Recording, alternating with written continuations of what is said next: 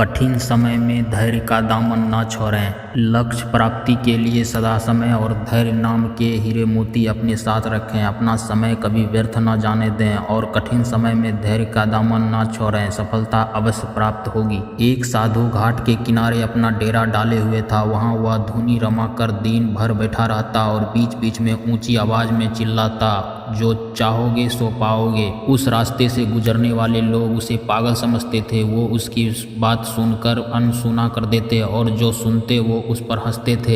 एक दिन एक बेरोजगार युवक उस रास्ते से गुजर रहा था। साधु की चिल्लाने की आवाज उसके कानों में भी पड़ी, जो चाहोगे सो पाओगे, जो चाहोगे सो पाओगे। ये वाक्य सुनकर वह युवक साधु के पास गया और उससे पूछने लगा, बाबा, आप बहुत देर से जो चाहोगे सो पाओगे चिल्ला रहे हो।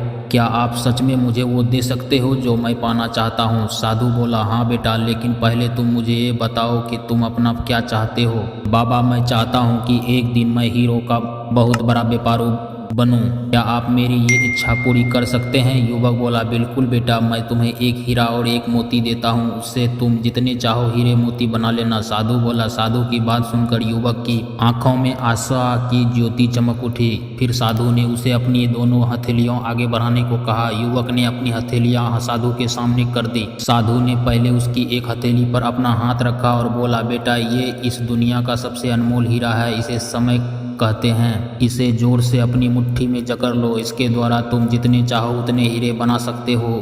इसे कभी अपने हाथ से निकलने मत देना। फिर साधु ने अपना दूसरा हाथ युवक की दूसरी हथेली पर रखकर कहा, बेटा, ये दुनिया का सबसे कीमती मोती है। इसे धैर्य कहते हैं। जब किसी कार्य में समय लगाने के बाद भी वांछित परिणाम प्राप्त न हो तो इस धैर्य नामक मोती को धारण कर लेना। यदि यह मोती तुम्हारे पास है तो तुम दुनिया में जो चाहो वो हासिल कर सकते हो। युवक ने ध्यान से साधु की बात सुनी और उन्हें धन्यवाद कहकर वहां से चल पड़ा। उसे सफलता प्राप्ति के 2 गुरु मंत्र मिल गए थे। उसने निश्चय किया कि वह कभी अपना समय व्यर्थ नहीं गवाएगा और सदा धैर्य से काम लेगा। कुछ समय बाद उसने हीरे के एक बड़े व्यापारी के यहाँ काम करना प्रारंभ किया। कुछ वर्षों तक वह दिल लगाकर व्यवसाय कर हर गुर सीखता रहा और एक दिन अपनी मेहनत और लगन से अपना सपना साकार करते हुए हीरे का बहुत बड़ा व्यापारी बना। आशा करता हूँ कि यह छोटी सी मोटिवेशनल स्टोरी आप लोगों को पसंद आया होगा। अगर कहानी पसंद आया हो दोस्तों तो लाइक, सब्सक्राइब एंड शेयर जरूर करें और कहानी सुनने के लिए बहुत बहुत धन्यवाद।